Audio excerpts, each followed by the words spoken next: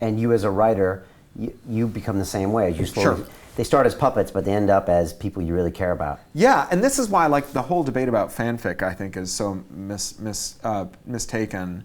So fan fiction, fans will write their own stories about writers' characters. Right. And the writers say, but those are my characters. You can't write stories about them. You're putting them into situations that are wrong. They feel wrong to me. And they feel wrong to me because I know what those characters would do. Which is to say that like when I transmitted this model from my head to your head, it arrived in a slightly different state so that they're not in sync anymore. But the reason you want to write fanfic after you finished my book is the same reason you can imagine what your mom would do even when she's not in the room, because the characters are alive in your head, right? A writer whose audience doesn't have the characters alive in their head is a writer whose audience didn't enjoy the book, right? Didn't have the aesthetic experience of caring about imaginary and consequential people in a way that felt consequential and real.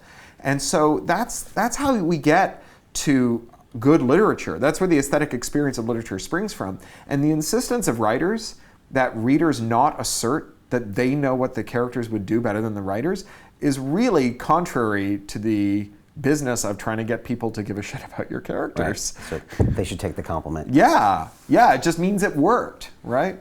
I had the author Irvin Welsh in here, and he said that he actually constructs playlists for his characters, like audio playlists, and he listens to them when he wants to get in their headspace and stuff. That's really cool. Do you go that far? No, I started selling novels really in earnest while I was doing a startup, and then while I was being European director of a non-governmental organization, and I was traveling really hard, like 27 days a month, and I stopped plugging in my fridge. I was traveling so much.